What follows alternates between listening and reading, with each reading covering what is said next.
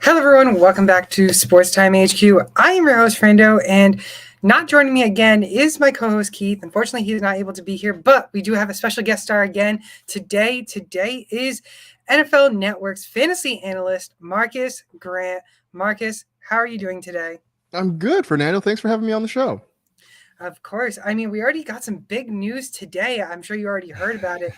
Browns have agreed with the Cowboys to trade for Amari Cooper. What's your thoughts on that? Well, it's a big upgrade for the Browns. They needed a lot of help at wide receiver. I mean, there's still a thought that they are probably going to part ways with Jarvis Landry. So they really do have to completely make over that wide receiver room. And Amari Cooper is a big step in that direction. I don't think that they're done. I don't know if they pursue someone else in free agency or maybe if they make a move in the draft, but I don't think Amari Cooper is going to be the last wide receiver that we're going to see land in Cleveland this offseason. Now, the other question, though, becomes, what does this mean for the quarterback position? Because the Browns have been sort of ambivalent about their feelings toward Baker Mayfield, whether or not they want to sign him to a contract extension, if they believe that he is the guy long-term. Now, with Deshaun Watson having been cleared of any criminal charges in his situation, there is talk that Cleveland could be in the mix, maybe to go out and trade for Deshaun Watson. And I think for fantasy, that certainly impacts how you feel about Amari Cooper. I like him a whole lot more if Deshaun Watson is throwing the football versus if Baker Mayfield is. So the Browns, I think, have some wheels in motion, and I'm very curious to see kind of where this thing goes, because that is going to have a big impact on how you feel about a lot of their pieces fantasy-wise. Yeah, and you mentioned Watson having his criminal charges dropped. Does he still get suspended in the NFL, or does he completely play for 2022?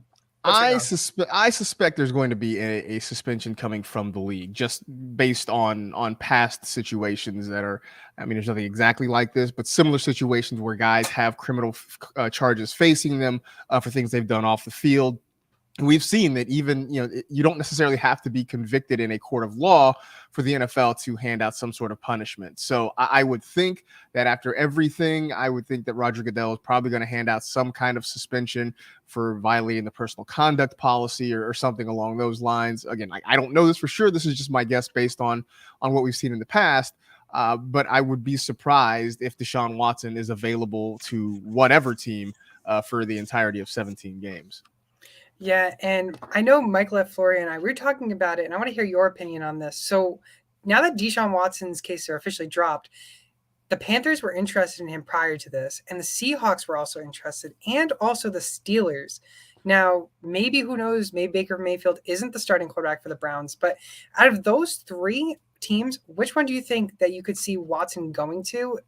And do you think that Watson doesn't get traded at all?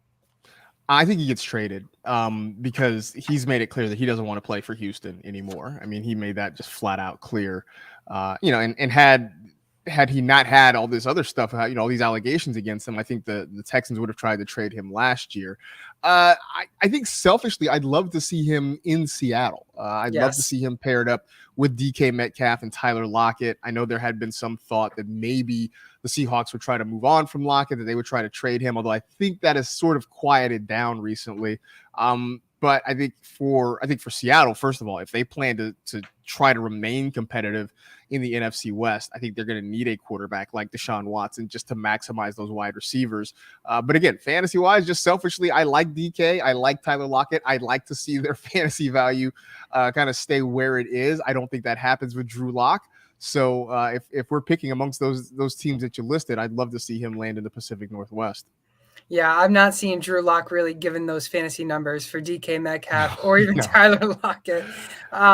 Now, say I just lost my train of thought. Say Watson, say he does play for Seattle. Do they trade all their picks that they just got from Wilson, or do they have to trade more to get him? What's your thoughts? I mean, I think they definitely trade a lot of the ones they just got for Russell Wilson. I don't know if they have to trade all of them, but I think they probably have to give up a few of them. Look, the asking price for Watson before all of this was very high, and I think it's going to go back to being high. Because look, if you're Houston, you do have some leverage here, right? You're talking about a situation where you have a lot of quarterback needy teams in a year where the quarterback free agent market has pretty much dried up. The draft has a couple of interesting pieces to it, but certainly nobody that you would consider to be an immediate franchise guy, right? There are no Joe Burrows or Trevor Lawrences in this draft this year. So if you are the Texans, you're sort of holding all the cards here because you've got the kind of the premier option out there on the market. Deshaun Watson is head and shoulders above Kirk Cousins and Jimmy Garoppolo and, you name it. So I think whatever team eventually lands him, they're going to pay a pretty hefty price for it. Yeah, and we're going to have to see. I mean, there's still plenty more time before the start of the season. I mean, the season just started, but then next thing you know, the season's already starting again. Right. So it's going to be interesting. And fantasy football is right back. Unless you're in Dynasty, then it happens all year. Then it never ends, right? Yeah, it never ends. So let's get into it. Let's get into ranking the ADPs for this upcoming year. So I don't know if you're also going to use RotoWire, but I will be using RotoWire as well. So QBs, looking at the QBs right now, I mean, the top 12, you got Josh Allen, Patrick Mahomes, Herbert, Burrow, Prescott, Jackson, Murray, Stafford, Rodgers, Wilson, Hurts, Lance. Out of those 12, do you see any of them in particular that you don't like in the top 12? No, I think that top 12 is pretty fine. Maybe I move Lamar slightly ahead of Dak. I mean, I think any changes I have are quibbles, right? You're talking about moving a guy one spot over another guy, but I think in terms of the top 12, I think you got it right. Maybe Trey Lance, potentially a little bit of wish casting here. I mean, I think we're all believing that he's going to be the starter in San Francisco. And I think we're sort of looking at him at his ceiling. And I understand why people are sort of making that move, hoping that if he turns into the guy we think he can, that he can give you potentially QB1 numbers. I could make a case for look, depending on what happens with Deshaun Watson, maybe he moves up into this top 12 and bumps Trey Lance out. You could maybe make a case for putting Justin Fields or Kirk Cousins there, but these are all kind of fringe guys there. So I think for the most part, I think we got this top 12 right so far. Interesting. Keith actually wanted me to ask you about Joe Burrow. Do you think he's too high at number 4? He finished QB8 last season based on fantasy football on NFL Network Fantasy.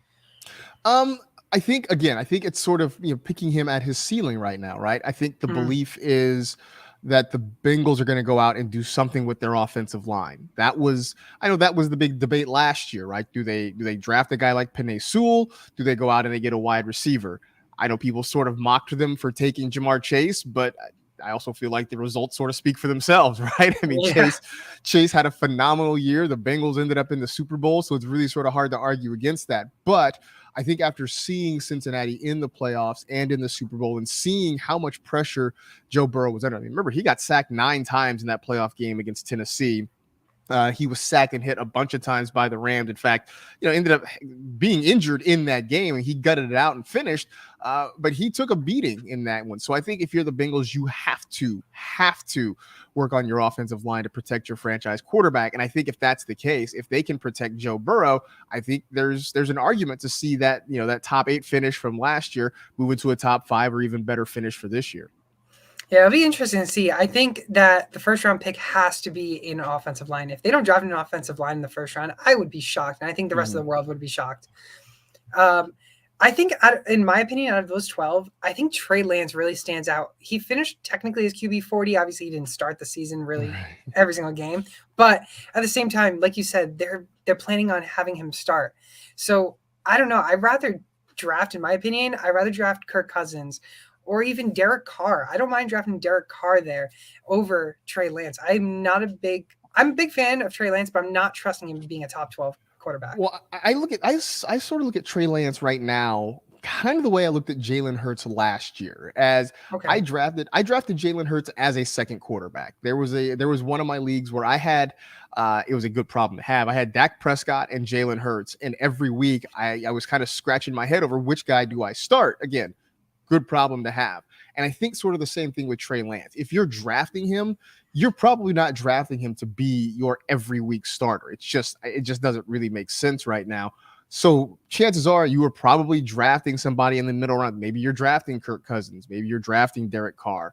And then if he still is there, which I don't know, if his ADP is 12th right now, maybe he's not going to be there later. But I think the point is you're not drafting him as a set it and forget it kind of guy. I mean, look, if you're drafting Justin Herbert, he's pretty much your starter, except for the week he's on a bye, right? Same with Mahomes and Josh Allen. If you're drafting Trey Lance, chances are you are drafting another option because you're going to be sort of playing the matchups most of the year.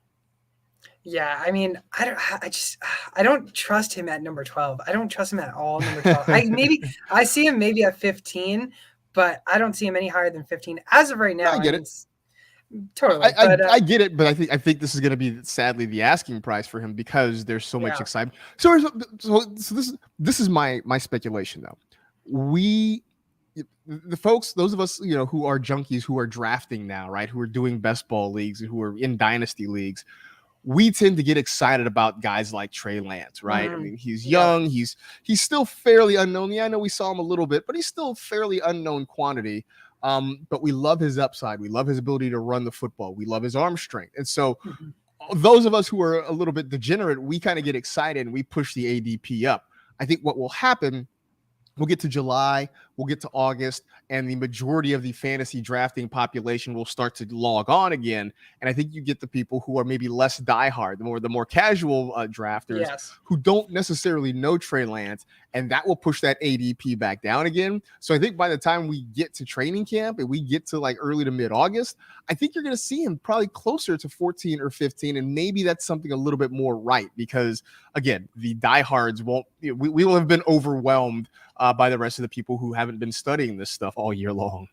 Yeah, and of course, Trey Lance, he already had some hype during the season when he did start, so why not keep hyping him throughout the whole offseason? Someone I want to mention too is Russell Wilson. He got traded to the Broncos. Does his ADP shoot up to like maybe top 5? I don't think so. I mean, I think where you see him now, 10 is probably where he's going to stay. I don't know that he necessarily maybe he gets a better upgrade, maybe an offensive line. But I think in terms of weapons, I think it stays kind of static. I mean, I like Jerry Jeudy. I like Cortland Sutton. I don't know that combined, they're better than what he left in Seattle with Metcalf and Lockett. But I say that I don't want it to make it sound like there's a huge drop off, right? Like he's not, he didn't just get paired with a bunch of bums in Denver, right? He's got a good cast around him. So I think you're also talking about a guy who's in his mid 30s now, who maybe isn't quite as good as he was 4 or 5 years ago. So I think you sort of take that into account. So I think, where you see him right now at around 10, I don't expect it to change dramatically one way or another. Okay. That'll be interesting to see. I think I would probably rank him maybe 7. I think at the moment right now anyways, but that'll be interesting to see Aaron, excuse me. I was going to say Aaron Rodgers. He is top 10 too, which is, I'm not surprised. He finished QB5, but I am kind of glad that he dropped a little bit because I don't see him finishing at top 5 again. He very well could though. He absolutely could. That's always in the range of possibilities for Aaron Rodgers. I think, and it's a thing that Michael F. Florio mentioned on our podcast a week or two ago, is that Rodgers at this point in his career doesn't run the way he used to. So that really forces him to be incredibly efficient and incredibly productive as a passer to maintain that fantasy ranking. Now, the good thing for him and for us is that he generally is incredibly efficient and incredibly productive, right? When Aaron Rodgers is in his bag, there aren't any guys out there, or at least a lot of guys out there, who can be as good as him. So, I think, saying he can finish as the top 5 quarterback is not a ridiculous thing at all, but I think you're probably safer to draft him somewhere, in the back half of that top 10, just in case, that fall off maybe happens. And look, I think the other thing to keep in mind, yes, they did keep Devontae Adams. He's there on the franchise tag, but there's a good chance they lose Allen Lazard. There's a good chance they lose Marquez Valdez-Scantling. This is a team that has struggled to find a complementary receiver to Devontae Adams for the last few years. Maybe they go out and do something in free agency. Maybe, there's somebody there on that roster that steps up and fills the void. But if there are no other pass catching options, any serious pass catching options besides Devontae Adams, I think it's fair to ask the question, can Rodgers continue to be that same guy? I know one pass catcher that will be coming back off an injury, and that's Robert Tonyan. Yeah. I think Robert Tonyan is definitely going to be a great weapon that Rodgers is going to need if they lose all Lazard, MVS, and others. Going into the running backs now, running backs to top 12. I think something that shocks me the most, but at the same time, a lot of people like him a lot, is Derrick Henry at number 2. He finished as RB22, faced a couple injuries, but I don't see him finishing at number 2. See him finishing maybe 5, maybe 4, but I don't see him finishing number 2. See, I think he should be in the conversation to be the number 1 overall pick, and I don't think he will be. Really? I think it's going to be Jonathan Taylor, and I don't have any beef with that. But I think at least it's worth discussing, right? Because without the injury, he was on pace to have more overall yards. He was going to be well over 2,000 scrimmage yards altogether. I think he was on pace to set a career high in receptions. He was going to have, I think, in the neighborhood of 20 touchdowns. He was on pace to do everything Jonathan Taylor did and maybe even a little bit more. And obviously, yes, he did miss a significant chunk of last season, but really, that's the first time in his career he's been really seriously injured, that he's missed any significant amount of time. This is a guy who has been relatively healthy throughout his whole career. He's just physically built differently, man. I always tell the story of the year he was in the draft, and he came through NFL Network studios, and he walked past a bunch of our desks, and I knew who he was. I recognized him, but if I didn't know who he was and you had told me he was a pass rushing defensive end, I would have said, okay, yeah, sure. That's just how big he is. And so I think he is at least worthy of that conversation. Like I said, I think it'll be Jonathan Taylor. I think that's going to be the consensus, and I'm totally fine with that. But if you wanted to kind of make a left turn and say Derrick Henry is your first overall pick, I don't think it's crazy. Now, we do know that running backs usually fall off right around the 29-30 age. He just turned 28. Does he stay in that top 5 this year and then maybe next year fall off? When do you think Father Time's hitting him? I think you still got a few more years before that happens. One, as you mentioned, yes, he's just going to be 28, 29 years old coming up this year. Also keep in mind his first couple of years, the Titans didn't use him very heavily. He wasn't the workhorse back. I mean, they had Dion Lewis and they were splitting time. I mean, look at his rookie year, he just had 110 carries. His second year, 176. Third year, he got up to 215. That was his first 1,000-yard season. And that, I think, is when the tide started to turn and Tennessee realized that they have a true workhorse there in Derrick Henry. So, yes, he's going to be 29, but maybe you take a year or two off of that just because his early years, he didn't take that sort of punishment because he wasn't getting that sort of workload. So, I could see him being productive in his age 30 season, age 31 season, because again, not as much workload. Guy is just kind of a physical specimen. And on top of it, if they start to throw him the football, because last year that was kind of the big thing, they were throwing him the football a lot more than they had in previous seasons. They start to do that maybe gets him out in space. It gets him out from between the tackles and maybe preserves him a little bit more. Hey, and who knows? Maybe he's going to last another 4 or 5 years. It'd be great. Yeah. I mean, fantasy-wise, dynasty-wise, you're enjoying that. But someone that has been frustrating you a lot is Christian McCaffrey. Christian McCaffrey, the last 2 seasons, he's had a total of 10 games played, and he hasn't finished top 10, and he's been being drafted top 10. He finished RB38 last year. Christian McCaffrey's ADP right now is RB4. What's your thoughts on him? I think it's based on who we know he can be when he's healthy. The last 2 years, I understand, have a lot of people kind of worried. As you mentioned, he just played 10 total games last year. There were times where, even when he was on the field, he just wasn't, I don't think, completely right. But when he's healthy, there aren't many guys who play the snap share that he does and who get the opportunities, whether it's carries or targets that he does. And I think that is what sort of has people still kind of in on him. I think, the ship has sailed on him being, the number 1 overall pick and being the number 1 RB. But I don't think when you look around the league, it's hard to find guys who get that sort of workload. Now, I think the bigger question becomes, does he get that in Carolina? Does he move on? There were those rumors that maybe the Panthers were open to trading Christian McCaffrey, trying to get out from underneath that salary a little bit. So we'll see whether or not that happens. But I think regardless of where he goes, he's still going to get that huge bell cow workload. Maybe not what he did a couple years ago when he had the 2019, he had 287 carries, had 400 touches. Maybe those days are over, but I still think he's a guy that you can see with about 320 total touches. And that's just hard to find in fantasy. So are you drafting him over someone like Joe Mixon? Maybe. That's a tough one.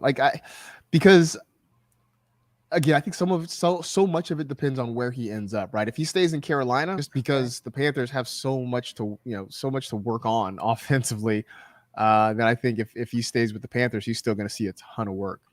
So number 4, Christian McCaffrey. Number 5, Najee Harris. I love Najee Harris, and I think he is definitely an absolute really good running back. I think I'm drafting Najee Harris over Christian McCaffrey. I honestly don't see Christian McCaffrey being top 5 in my opinion. I think I'm ranking Christian McCaffrey maybe around like 8 or 9. Wow. Yeah, I'm dropping him a lot only because of the last 2 seasons. I'm really skeptical on what he's going to do this season.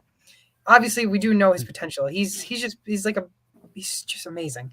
But again, with injuries, that's what's hurting his value. Just like Saquon Barkley. Saquon Barkley's had some injuries in the past, and he's not even in the top 12 anymore in the conversation.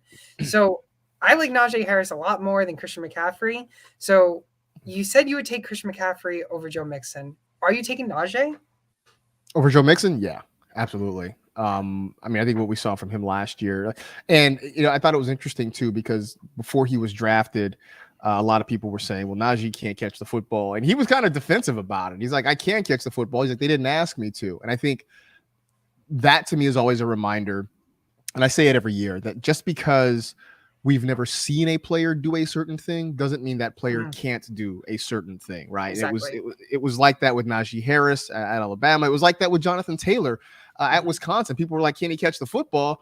Yeah, he can. Just Wisconsin's offense wasn't built to throw the football to the running back. And so I think, Najee has shown that he can be a great all-around back. And look, the Steelers still have a big question mark at quarterback. But, regardless of how they fill it, I think Najee is going to be a big part of that offense going forward. So I don't have a problem with drafting him ahead of Christian McCaffrey, but I'm definitely drafting him ahead of Joe Mixon. Okay, and you don't think Harris's value hurts if Mason Rudolph or Dwayne Haskins is the starter, even Jacoby Brissett, from what rumors have been talking about? I mean, yeah, it definitely it hurts a little bit, but I mean, let's keep it real. I mean, Ben Roethlisberger wasn't lighting the world on fire the last couple of years. I mean, the arm was dead. He was struggling to push the ball downfield. It was a part of that actually sort of helped out Najee, right? Because he ended up getting a lot of short passes. I think he had a game where he had like double-digit catches and not that many yards. It was like a PPR dream, I think, that he had at some point during the season. If it's Mason Rudolph, if it's Dwayne Haskins, maybe that sort of persists. Now, if they somehow swing a deal and say get a Deshaun Watson, then you got a quarterback who can push the ball downfield. Maybe it's worth another conversation. But at least, as things stand right now, I don't know that it hurts him a whole lot. Okay, that's interesting to see. Is there anyone in the top 12 or even just outside the top 12 that you think should be in the top 12 or shouldn't be in the top 12? You know what? I think I'd put Cam Akers. Right now he's at 13. I think Cam Akers deserves a spot in the top 12. I think especially what we saw from him late in the season. And I know the Rams didn't run the ball in the Super Bowl. They were not effective running the football there. But I think we saw Cam Akers come back late in the year and through the playoffs and be very effective. And I think he's going to get a big workload. I would expect Sony Michel probably is not going to be there. So it's going to be kind of the Cam Akers, Darrell Henderson show in Los Angeles. So I think he deserves a spot in the top 12. The guy that I'm really worried about right now is Alvin Kamara. Yep. And I know he's sitting at 10 right now, and I feel like that is sort of name value partially because this is an offense with a ton of questions. We don't know who the quarterback's going to be. Maybe it's Jameis. Maybe they bring him back. Sure. They don't really have any real. I mean, they're bringing back Michael Thomas, but what is he going to be after this long layoff because of injuries and the like?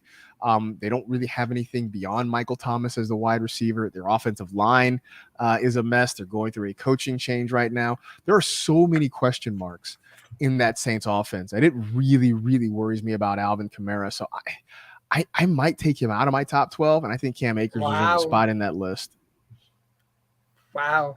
So really, you're taking Kamara out of the top 12 and you're maybe. I mean, he might be worth a look. I would say DeAndre Swift, but Swift actually was way more productive last year than I thought he would be. But I think, and maybe this is me overreacting, but I just feel like we need to sort of sound the alarm about what Alvin Kamara might be this year. Just there's so many things about that Saints offense that scares me. There's nothing exciting there. I mean, tell me a Saint besides Alvin Kamara that you would be interested in drafting. I mean, how excited are you about Michael Thomas this year? There's nothing there. See, we had a fantasy doctor come in last year to talk about Michael Thomas's injury, and he said to stay away from Michael Thomas, sell all of his stocks because he doesn't think Michael Thomas can be what Michael Thomas was. And that's one less weapon in that offense. There's nothing there. Maybe they draft a wide receiver here, and then we got some conversation on a top fantasy asset there. Maybe. Or do they address something else? I mean, but even then, it's like, who's the quarterback? I mean, like having Taysom Hill as the quarterback doesn't excite anyone. That takes Kamara's off. That definitely sinks Kamara's value. Yep. Jameis is. I mean, as long as he's still sort of Jameis, and I know we didn't get to see a lot of him last year because he got hurt. Maybe he's turned over a new leaf, but part of me thinks that he's still that same guy who's going to throw YOLO balls downfield, and that isn't necessarily Michael Thomas's bag. There's nothing about the Saints that gets me excited at all. Yeah, it's going to be tough to see what I think they need Drew Brees back. Start Drew Brees. Yeah, when you're sitting in TV though, you're not running from a defensive lineman trying to end your life. It's a much safer job. Oh, 100% a safer job. For Akers though, I was concerned about him coming into the season already and then tearing his Achilles. I am surprised this man managed to come back and do what he did in the playoffs. I'm not putting him in the top 12, but I am putting him between 11 and 20 in that category. But I don't see him at 12 yet. I haven't really been big on the running backs in Los Angeles or the Rams anyways, because of the committee that they have. Yeah, I mean, I can see that. I know I don't think Sean McVay is ever going to use a running back the way he used Todd Gurley. I don't think that's ever going to happen again. No. But I do think they are sort of committed to making Akers their RB1, or at least their RB1A. He's going to be the guy to sort of lead the pack there. I don't think Darrell Henderson will completely go away, but I also don't think it's going to be a three-headed monster this year. Like, I really would be surprised if Sony Michel stays somewhere. I mean, look, he's got a ring. He's won a Super Bowl. Why not see if he can go somewhere, get paid, and maybe be something closer to a lead running back in somebody's offense? Because I don't think it's going to happen in LA. Well, it didn't happen here in New England, that's for sure. Yeah, that part too. Yeah. Someone I do want to mention is Aaron Jones. I mean, this man has been, I think in your drafts, I'm sure you can even attest to it, he's been drafted in the second round practically all the years that we've played, but yet he's still finishing top 10 in the last 3 seasons. Do you think he deserves to finally be drafted in the first round? I don't. And look, I totally understand your point, right? Like, I get the argument you're making. But it always just seems like there's something there. I mean, one, as long as Aaron Rodgers is there are so many times where the Packers will throw the ball down deep, right? They'll get to the 2-yard line, and you'll see Rodgers, throw a quick slant to Devontae Adams, or roll out and maybe hit the tight end or something like that. So that automatically sort of caps Jones's touchdown potential. And now this year, I know a lot of people are worried that AJ Dillon is going to start to cut into his opportunities. I think that's always been the thing, right? There's always been somebody else, because for years, Jamal Williams was there, and he would take a lot of those opportunities for Aaron Jones. Now, Jamal Williams is gone. It's AJ Dillon there. So I just think there's always been somebody else in that backfield that will keep Aaron Jones from being the true workhorse that we've always wanted. And I think that's the reason you always see him hanging around early second round. But then you're right. He always ends up sort of being a value because he ends up giving you RB1 numbers. Yeah, I mean, this man's given RB1 numbers the last 3 seasons, but yet still drafting in the second round, which I'm not complaining. If I'm trying to get a running back and I go 0 running back in the first round, I'm definitely going for Aaron Jones in the second, for sure. Last person I do want to mention for running backs before we move on to wide receivers is Ezekiel Elliott. This man was drafted in the first round for many years, and he's fallen. Yeah. And he hasn't really had the season that a lot of people really wanted him to have. Tony Pollard even looked better, you could even say, than Zeke. What's your thoughts on Zeke's performance last year, and where are you ranking him? Yeah, I mean, you're seeing the decline. Definitely seeing the decline. And definitely, look, the Cowboys sort of told us last year what they wanted to do. They really didn't make it a secret from training camp and preseason that they wanted Tony Pollard to get a larger role in the offense. And he did a great job with it. I would hesitate, though. I know a lot of people see what happened in Dallas, and the immediate argument becomes, well, why don't you make Pollard the starter? Why don't you make Zeke the backup? Why shouldn't Tony Pollard get the majority of the touches? And I always sort of hesitate, because I feel like sometimes guys are really good in a particular role, and I think Tony Pollard is really good in the role that they have him in. But I think suddenly, if you were to flip the roles, right, and you have Tony Pollard being the guy that's on the field for 2/3 of the snaps, and getting the majority of the touches, I wonder if he's as efficient and as productive as he has been. I mean, I think for all the decline, the understandable and unarguable decline that Ezekiel Elliott has had, I still think there's something to be said for a guy who can go out there and take still 275, 300 touches and be still fairly productive with it. I mean, he scored 12 touchdowns last year. He had almost 1,300 scrimmage yards. Yeah, it's not great, especially considering what the Cowboys are paying him and considering what the fantasy draft capital you had to give up last year for him probably was. Mm-hmm. But now I think that's sort of baked in, right? I mean, I'm looking at it right now. Zeke right now is the RB19, right? If I'm drafting him as the 19th running back and he gives me 1,300 yards and double-digit touchdowns, I'm fired up about that. So I know it's easy to sort of to poke fun at him and make him a punchline right now because of everything that's happening in Dallas. But right now, if you're looking at his ADP, It's he a might end up steal. being kind of a value. Yeah. It's an absolute steal. I mean, the fact that he's 19, even though he's finished top 10 in many seasons, but someone like you were saying, Tony Pollard, like a specific role is good for them. And if you change it, it just ends up not being like they don't end up not being really fantasy relevant or something like that. And someone that came to mind is Juju Smith. If you looked at him back in 17 and 18 with Antonio Brown, he was a top 20 wide receiver. And then once we got that starting role in number one slot, I mean, 65, 17, 133 with injuries. I mean, is Juju fantasy relevant this year? It depends where he is. I think also some of it though, some of it was definitely Juju. Some of it was that 2019 season when he kind of took over as the lead wide receiver there. That was also, I think, the beginning of Roethlisberger's decline, right? That was the beginning of the end for Big Ben. I think it was that season, or either that one or maybe the 2020 season. We sort of joked that Roethlisberger turned Juju into a tight end. I mean, they had him working out of the slot, but it was a lot of short throws. I always say there's nothing more frustrating to me in fantasy than when you see your receiver catch the football and the blue line of scrimmage line is still on the screen. Like, because that means there's just no air yards there. And your receiver has to do a lot of the work after the catch. And I feel like that's sort of what happened to Juju in 2019, in 2020. Then last year, obviously, he gets hurt and misses all but 5 games. So I think some of it is certainly him. I think some of it is what the quarterback situation was. And I'm curious to see, what his situation is going to be this year.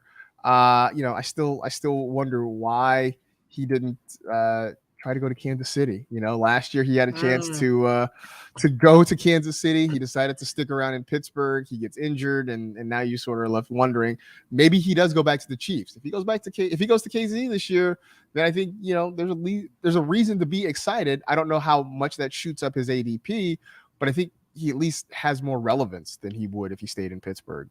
100% would have a lot more relevance. The only thing I would be concerned about is the target share because you got Kelsey as a tight end 1 and you got Hill. I wouldn't worry about that at all. Because if there's one thing Really? the Chiefs have shown us, the Chiefs know they need another wide receiver. Yes. I think if you've seen the last couple of years in the playoffs, especially, I think they've realized that you can't survive with just Kelsey and Hill alone. That's why they've tried. I mean, they've tried Sammy Watkins. They've tried Byron Pringle and Mecole Hardman. They even brought in Josh Gordon, at one point because I think they re-signed him. Yeah. They're still trying to find that wide receiver complement to Tyreek Hill. So I don't think I'd worry so much about target share. If they find a guy, if it's Juju, if it's somebody else, but they find a guy they like and can get him on the field consistently, the targets will find themselves. There was rumors that maybe in the draft they were going to draft a wide receiver in the first round. If they don't go for Juju, like do you like Juju over any of the wide receivers in this year's draft at all? I'm a USC stan, so I love Drake London. Which I guess would be replacing a USC guy with another USC guy, I guess. But Chris Olave, I think, is a guy who could be an interesting fit. Although, I mean, I think he's definitely a field stretcher, sort of in the vein of Tyreek Hill. But when you got a quarterback like Patrick Mahomes, why not just add more speed and see if you can stretch the field there a little bit? So that's certainly one. I'm just trying to think of guys that might potentially still be on the board when the Chiefs are picking, because I think a lot of those top end wide receivers, so like London, may not be there for them. No. When they come on the board. So Williams potentially could be there. I think that'd be an interesting fit for them too. So I think there are options out there if they decide to not go the free agency route. And you've got veteran guys there. Maybe it is trying to add a young piece to it, because look, Patrick Mahomes still he's a youngish guy. In theory, he should be around for a few more years. Why not bring in some young wide receivers that can sort of grow with him over the next few years? Well, he's got that monster contract, so he ain't going anywhere. He's not going anywhere, right?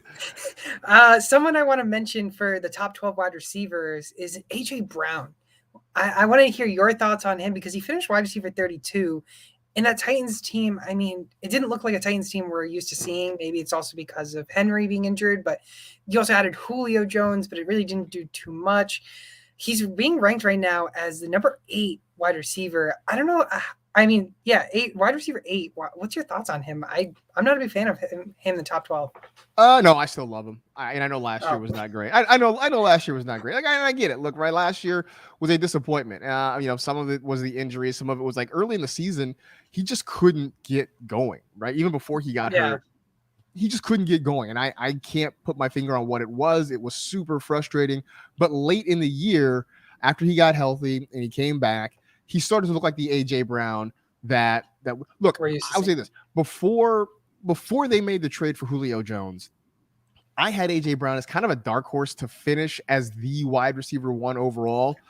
They added Julio. That obviously changed because you're not going to have Julio and not, in theory, not throw to him, injuries and everything else aside.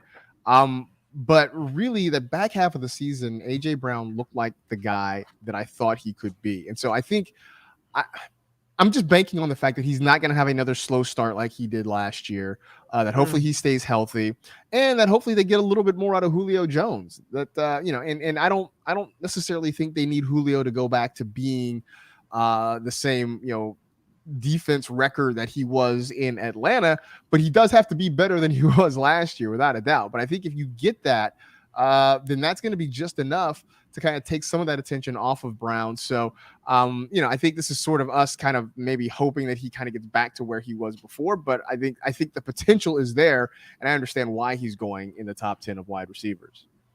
Yeah, I am seeing it, and it's the hype. It's the ceiling. We've seen him really progress. He obviously had a downfall last year, but he does still have that potential. I think I may be putting him maybe around 11 or 12. I think I would honestly rather have CD, Jalen Waddle, DK Metcalf, and maybe even Deontay Johnson all ahead of him. Even the DK, even with Drew Lock, you put ahead of AJ Brown, huh? All right, that is true. Listen, DK can just do everything. This man can run a full 100-yard field to try and tackle an interception. So, I mean, this man's got speed. This man is just built different. Drew Lock, though, that's the problem. Drew Lock. There's no way they start Drew Lock week 1. I mean, you wouldn't think so, but right now he is in line to be the starter. Okay, that is true. But I'm banking on a quarterback upgrade 100%. Mm-hmm. Quarterback upgrade. Right. So given a quarterback upgrade in Seattle, I'm putting DK Metcalf above AJ Brown. But if Drew Lock is the starter, well, yeah, that's a different story for another day. Is there anyone in the wide receiver category in the top 12 or even after the top 12 that you think should be in there, shouldn't be in there? I think you could always make an argument for Keenan Allen. Yes. Sort of the way you talk about Aaron Jones. That Aaron Jones is always a second-round guy who ends up giving you, first-round type numbers. Mm-hmm. Keenan Allen generally is sort of that guy too, right? He's a guy that kind of gets drafted as a wide receiver 2 or fringe wide receiver 1. And when he's healthy, he gives you like legitimate wide receiver 1 numbers. He's got a young quarterback who's not going anywhere for a while. They have a good connection together. So I think you could certainly make an argument for Keenan Allen being in that top 12. I think that the issue becomes who do you take out of there? DK.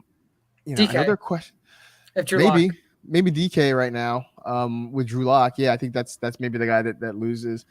I know people have questions about CD Lamb. I'm still sort of in on CD Lamb, but I think, last year he was just really inconsistent. And I think, I think you could sort of make, it's a double-edged sword, right? With no Amari Cooper right now, that in theory he moves up to become the number 1 wide receiver, but with that also comes more attention from defenses. So I think for people who have questions about CD Lamb, I think there's going to be an argument that rages all summer long about what he can be.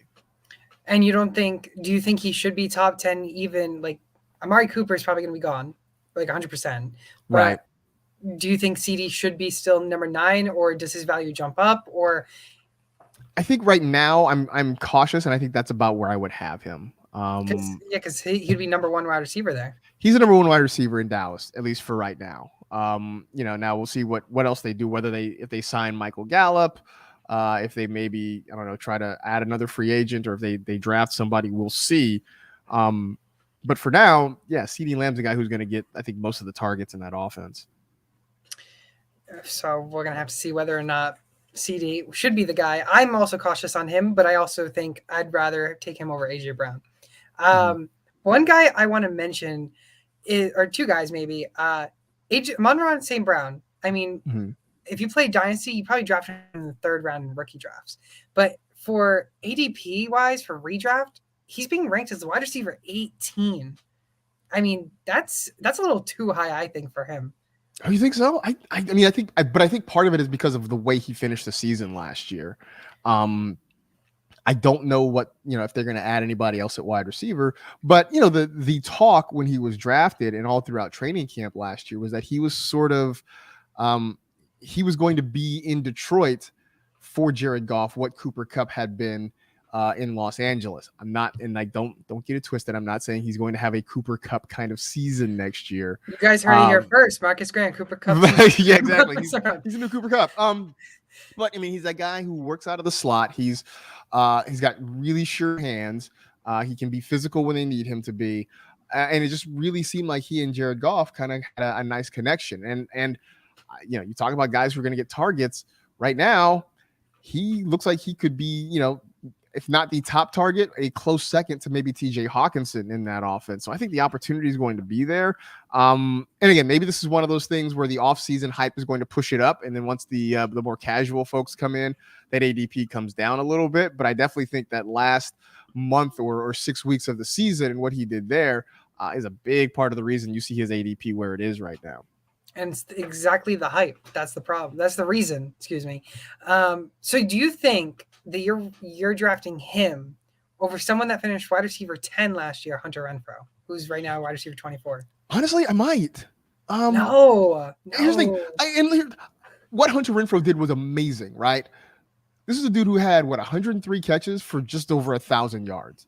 He's not putting up big yardage numbers, right? So you are banking on a ton of catches and you're banking on a lot of touchdowns. And you had last year where he benefited from having Darren Waller hurt for a good long stretch of the season.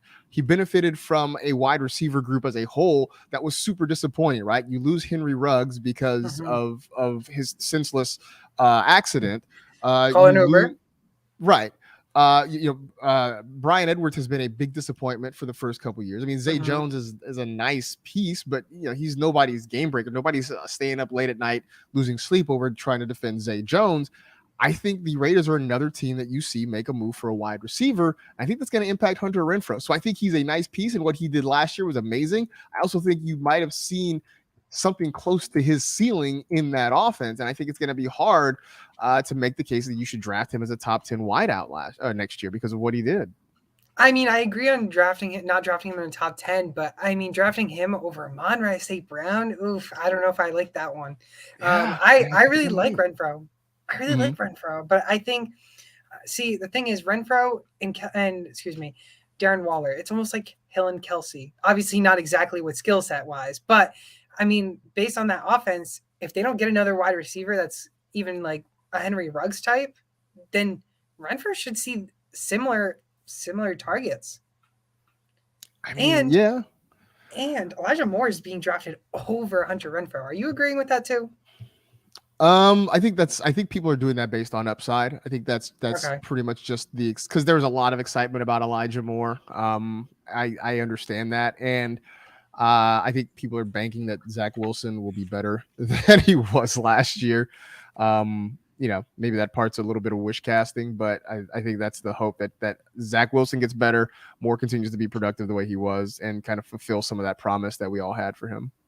Yeah, it'll be something to see. I'm intrigued. So we're gonna have to put a bet on this one. So you're thinking Amon-Ra St. Brown is going to be over Hunter Renfrow at the end of the season? I think he's going to be. Yeah, I think he's going to have a better season. I think he is closer to a number one target in the offense. I think that as long as Darren Waller's healthy in Vegas, he's going to be the number one target. But I think Amon-Ra St. Brown could end up being the number one target in Detroit. So that'll have to be our bet for the season, whether or not Amon-Ra St. Brown or Renfrow is going to be the top guy. But let's go into tight ends. Tight ends, obviously, Kelsey wasn't tight end 1, which was honestly a shocker, but he was tight end 2. So again, not really shocked. But Mark Andrews, tight end 1. Tight end 2 last year was Kelsey. Tight end 3 was Dalton Schultz, but he falls to number 8. What's your thoughts on him? Does Dalton Schultz, he franchise tagged with the Cowboys. You're losing Amari Cooper, so you're taking those targets and receptions off. Does Dalton Schultz climb up the ladder to top 3 again or top 5? No, I doubt it. I think you got your top 5, particular order. It's going to be Kelsey, Kittle, Waller, Andrews, Pitts. And like I said, that's in no particular order, but I think those are your top 5 tight ends because they do give you the most upside, the most potential production. After that, then you start to get into your Hawkinsons, Dallas Goedert. I think Schultz kind of falls in that group there too. So yeah, I don't see any major movement with him. I think his his tight end 3 finish was nice, but I think I just don't think the upside matches what some of those other guys have. And Fant is currently drafted at tight end 12, and that's where was ranked last year. Obviously, that was not with Russell Wilson. Does he let Russell Wilson? Does he climb up with Russell Wilson? Well, no, because he was in the trade. He goes to Seattle, so he's. Oh, excuse me. Yeah. So he's in the same situation where he still has Drew Lock as his quarterback. So nothing changes for him. I think he stays at 12 because of his athleticism. And people kind of hoping that maybe something happens for him, but his quarterback situation does not improve at all. If he had been with Russell Wilson, I think you do see him move up again. But I do think the guy who wins because Fant gets traded, Albert Okwuegbunam.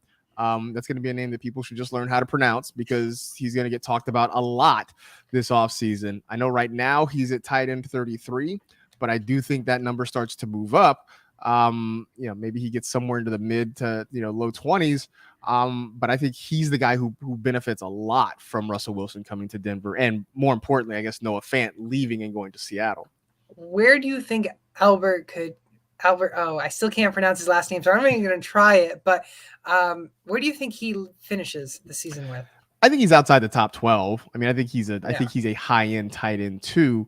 But just sort of based on what Wilson has done with his tight ends in Seattle, I think there's some upside there. I mean, I always say this. There's a reason we kept trying to make Will Dissly a thing for years in Seattle because the Seahawks used their tight ends down near the goal line. And so I think that sort of works in Albert's in his favor.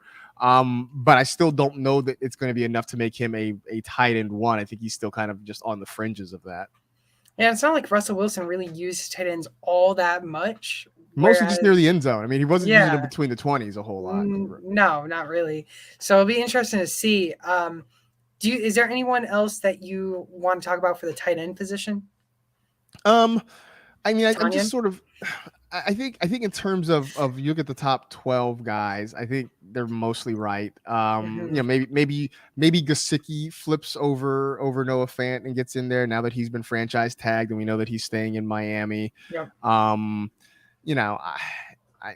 You mentioned Robert Tonyan. I mean, I know he's at 24. I think he kind of stays. Maybe he bumps up a couple of spots, but I think what the issue is, I think at the tight end position is you've got those top 5 guys that I mentioned that I think are pretty much locked in. You've got your Hawkinsons, Goddard's, Schultz's. There's a handful of guys though from say 9 to about 19, right? And those guys are all interchangeable, right? You get a guy like Gronk, depending on what he decides to do. If he wants to come back and play, if it's in Tampa, if it's somewhere else, sure, he could be the tight end 20. He could be the tight end 12, right? Like that's just a pretty wide range. And I feel like that applies, whether you're talking about a Gesicki or a Hunter Henry or, a Logan Thomas, a Tyler Higbee. All those guys can just have a wide range potentially of outcomes. And that is what I think has made trying to figure out tight ends so difficult over the last few years.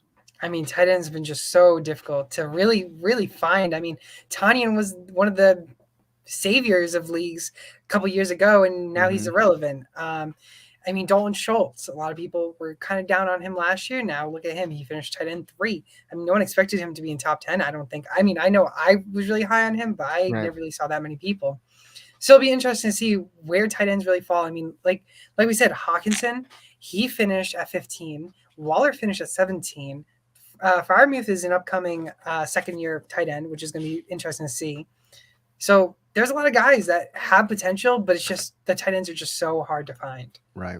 Yeah, no, exactly. I mean, look, I love Dawson Knox as kind of a deep sleeper last year. He exceeded my expectations, so I couldn't even be mad. Then he had kind of he got hurt late in the season or whatever, but I Mhm. couldn't be mad about it because I had big expectations for him and he exceeded even those. Hunter Henry ostensibly had good fantasy numbers, but you sort of kind of dug in between them and you Yeah. realize that there were a lot of holes there in what he did production wise. I mean, Tyler Higbee is just hit or miss. He either has a huge game or he gives you nothing. There's nothing in between there.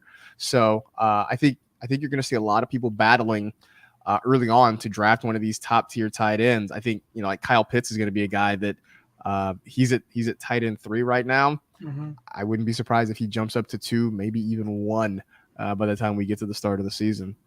In Dynasty, are you drafting Kelsey or Pitts? Pitts. Okay. Yeah. I mean, he's just so much younger. I mean, Travis Kelce, for as great as he is what? He's in his 30s now. Pitts is the guy. Yeah. Okay. Lastly, there's a couple players that I want to quickly mention that kind of just fell in their ADPs when they had better finishes. For one is Cordell Patterson. I mean, we're used to seeing him not really be that elite guy, elite running back. He's usually a big special teamer, but he had an RB9 finish last year, and he's being ADP'd right now at RB32. Do you think Patterson, if he stays in Atlanta, is he a top 10 finish or even top 15? Maybe top 15, but I think the reason you're seeing his ADP where it is because I think a lot of people sort of looked at last year as an anomaly, right? It was kind of that Mhm. magical season. It just came out of nowhere. I I drafted him in a league, but I'm not gonna sit here and lie to you and tell you that I knew that was coming. It was more like I think it was the last pick of the draft, and I was like, "Hey, who's a backup running back that might get some?" I'm like, "Hey, let's just take a shot at Cordero Patterson," and it totally worked out. Like Mhm. I'm not gonna sit here. I had saying I had some grand plan, but I just think people look at what he did last year, appreciate it and respect it for what it was, but also understanding that you're talking about a guy who is going to be he's going to be 31 coming up in just a couple of weeks, actually a couple days. He's a St. Patrick's Day guy. So happy birthday to you in advance, Cordero Patterson. But I think people look at it and they realize this is a guy who's 30, almost 31 years old, who was in a role that he had never been in before and did amazing things with it. But also that it just doesn't seem like it's something that is repeatable. I mean, look, he had about 1,200 total yards scrimmage wise. He had 11 touchdowns. Nice. If that touchdown number comes down, his fantasy production takes a big hit with it because he's just not necessarily giving you a ton in other areas to sort of make up for it. Yeah, I mean, I don't see Cordell Patterson finishing top 10 at all. Probably not even ever again. I mean, like you said, 31 or about to be 31. I mean, that's usually when running backs usually start to fall. And we're not used to him being RB10, RB1 finish. So I wouldn't be surprised if he's a top 20. Top 15 could be pushing it for the ceiling, but it'd be interesting to see. My last two running backs is Travis Etienne. I want to see your thoughts. I want to hear your thoughts on him. And then my last guy is Damian Harris, who's finished RB14, but is being ADP to RB28. Well, I see right now ATN is 23, RB 23, and I think that's about right because it Yeah. feels a little bit, I mean, for us it's all speculative, right? Like we have no idea what he's going to be on the field as a pro because we didn't see him at all last year. Mm-hmm. Also, we're still trying to figure out what the Jaguars offense is going to look like, right? Like it was one thing when it looked like there was going to be a dual threat running back being coached by Urban Meyer. Before we realized how much of a train wreck that team was going to be under Urban Meyer. But we sort of had an idea. We were kind of curious about that. I think he can do some good things with Doug Peterson there as the head coach and calling the plays and stuff. But it very much is speculative. Also, it may be a while before we see James Robinson back, but what happens when Robinson is healthy and he comes back after his injury? So I think 23 is kind of a good spot for him. It's high enough that you can kind of maybe get some value, or low enough you can get some value, high enough that maybe you can kind of be ahead of the curve depending on what everyone else in your league does. Is it Damian Harris? Was that the other guy that you mentioned? Yeah. Um, I like Damien Harris. I like him where he is, but I also like Ramondre Stevenson a lot this year. I think he's got the potential to kind of get a bigger workload and be more productive. So I see they're sort of bunched together, right? Harris right now is at 28, Stevenson's at 34. I think that gap's going to close before we get to the start of the season. So I just think, if you're drafting either of them, it's sort of, understand that neither one's going to be an every week, bell cow sort of back for your fantasy team. And you're going to have to play the matchups and understand that you may also be frustrated depending on how things go on a week-to-week basis there in New England next year. Yeah, it's usually a committee there in New England. But you mentioned Ramondre Stevenson, and I want to end on this stat is rookies with multiple games with 100-plus rushing scrimmage yards and 2 touchdowns, Todd Gurley, Zeke, Jacobs, Jeremy Hill, and Jonathan Taylor. Wow. I also haven't heard the name Jeremy Hill in a few years, so thanks for that. It's been a while. It's been a while. Thank you for that. Etienne, great. Damien Harris, we'll have to see, but that's going to do it for this week's show of Sports Time HQ, where we rank the ADPs of this year's players. Make sure to come on March 22nd, where we have Eric Moody hopping on. But Marcus, it's been great having you on, and I hope to have you back on, hopefully in the future. Hey, I appreciate the invitation. Love to come back.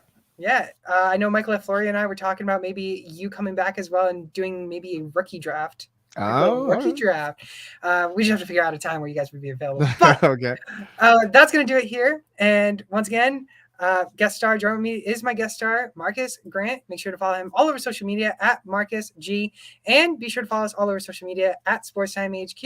And we'll see you all next week.